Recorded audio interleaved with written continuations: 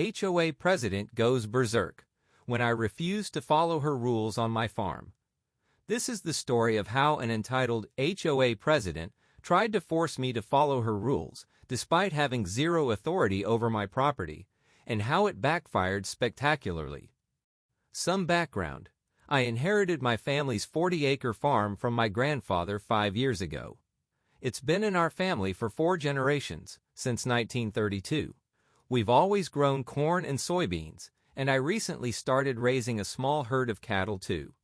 The farm sits about 30 minutes outside the city, and until last year our only neighbors were other farmers. That all changed when a developer bought old Mr. Johnson's abandoned property next door and built Meadowbrook Estates, a fancy subdivision with houses starting at $800,000.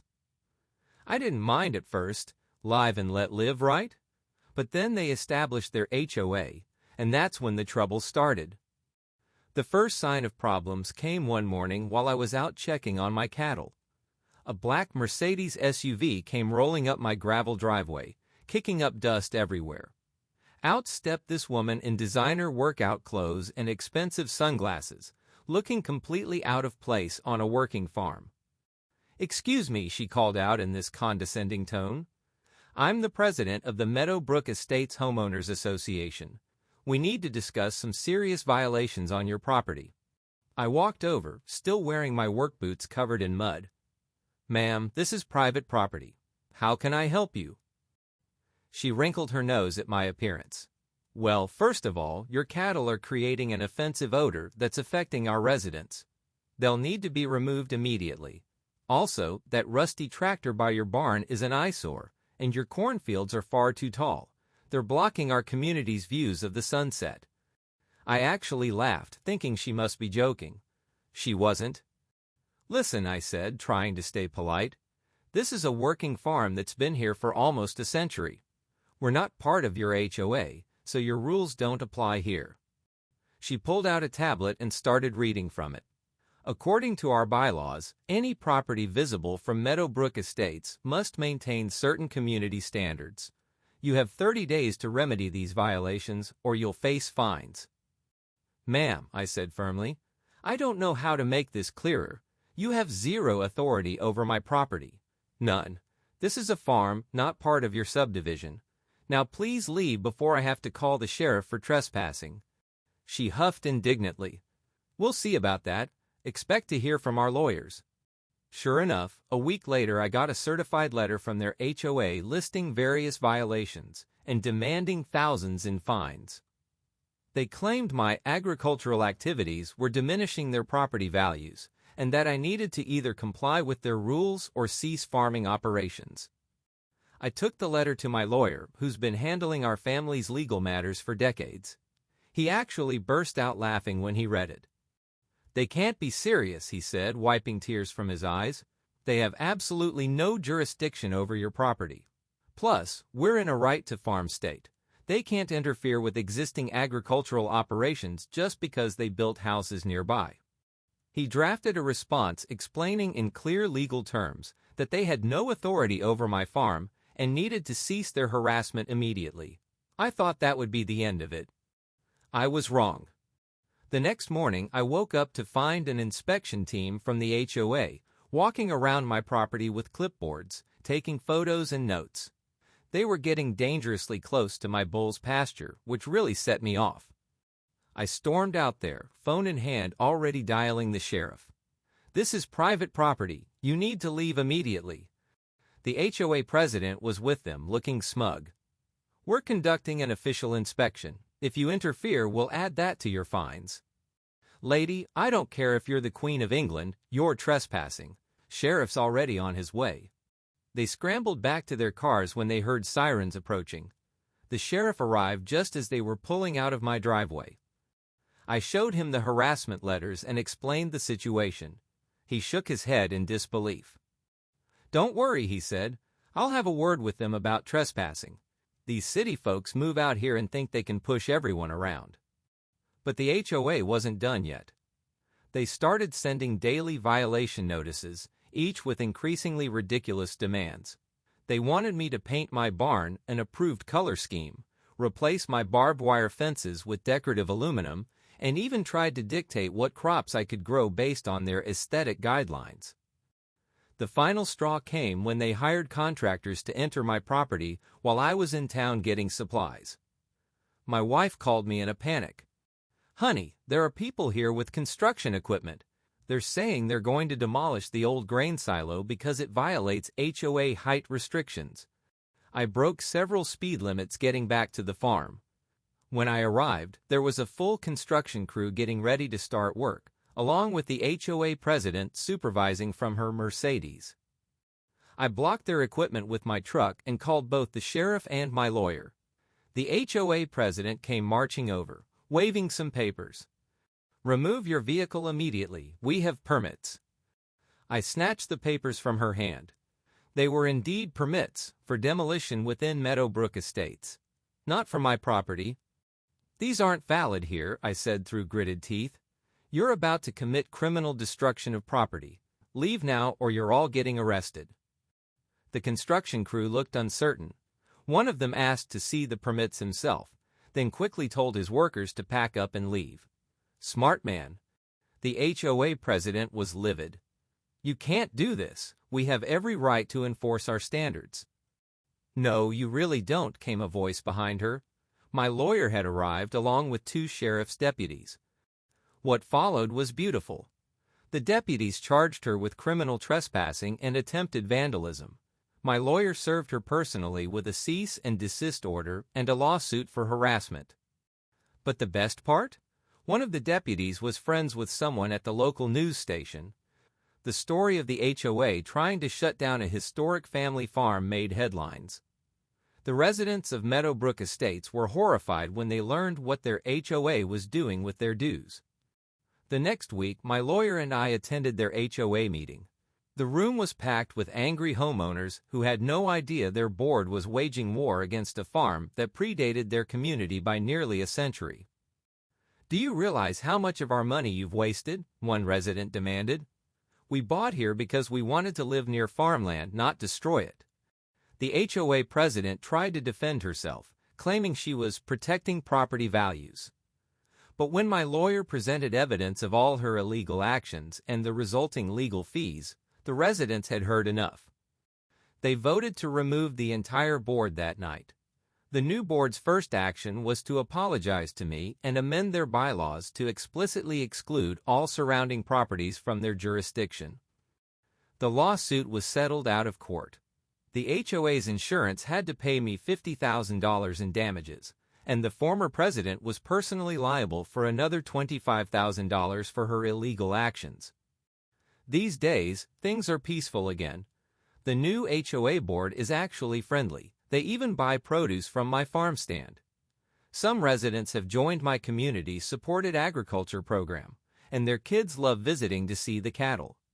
The former HOA president put her house up for sale and moved back to the city. I heard she's having trouble finding a new place though. Apparently, her attempts to illegally demolish a historic family farm made the news in several states. As for me, I'm still here, doing what my family has done for generations. The corn's growing tall, the cattle are healthy, and my rusty tractor, which runs perfectly fine, thank you very much, sits proudly by the barn. The grain silo still stands too, just as tall as ever. I hung an American flag from the top of it, completely within my rights, of course. On clear evenings, you can see it waving in the sunset from anywhere in Meadowbrook Estates. Sometimes the best revenge is simply standing your ground and letting entitled people destroy themselves with their own actions. Though I have to admit, the $75,000 in settlement money didn't hurt either. I used it to buy a new tractor, a bigger, shinier one that's even more visible from the subdivision. Turns out farming is still pretty profitable, especially when overzealous HOAs have to pay for your new equipment.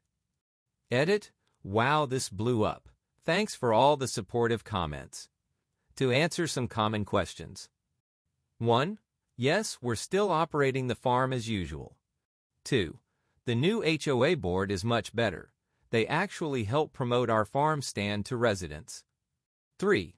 Several neighbors have apologized for not stopping the former board sooner. 4. And yes, the new tractor is deliberately parked where it's most visible from the former president's house, which still hasn't sold. Update, 6 months later.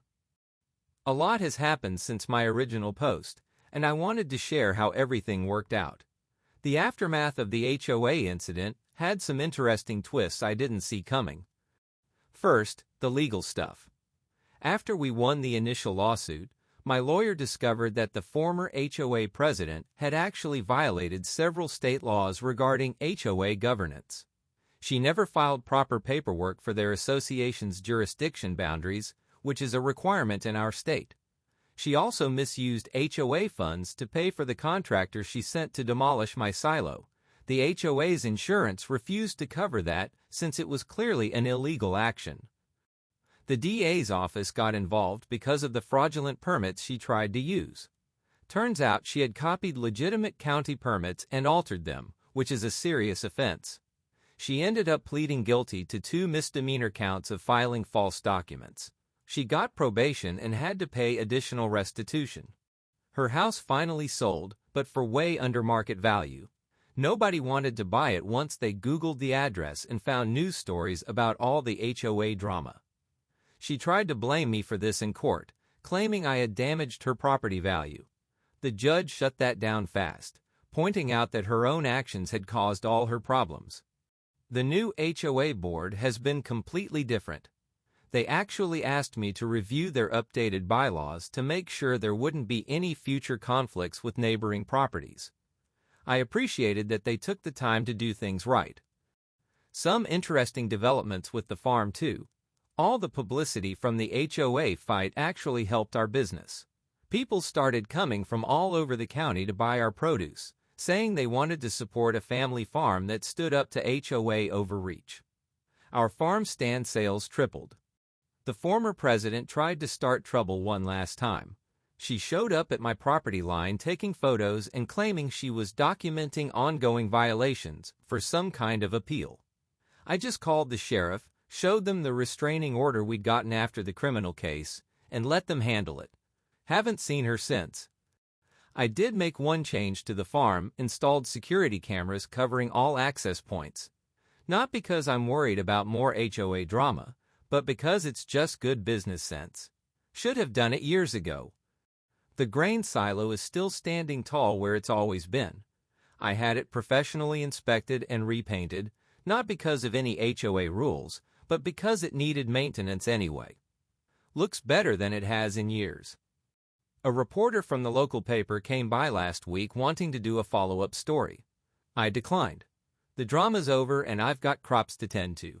I'm not interested in dragging things out or getting more publicity.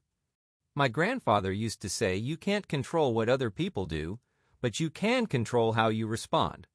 Standing up to the HOA wasn't about being stubborn, it was about protecting what's right. This farm fed 4 generations of my family, and with any luck, it'll feed 4 more. The new neighbors have been great. Several families get our weekly produce boxes now, and they respect the fact that farms sometimes have early morning noise or occasional smells. That's just part of living near agriculture. As for that shiny new tractor I bought with the settlement money, it's not just for show, though I won't deny enjoying how visible it is from the road. It's already paid for itself in improved efficiency. Sometimes good things come from bad situations. The most satisfying part isn't the legal victory or the karma the former president faced. It's knowing that this farm is more secure than ever. The property boundaries are clearly documented. The county has officially recognized our agricultural status, and there's no question about any HOA's jurisdiction. I still get letters sometimes from people dealing with similar HOA issues, asking for advice.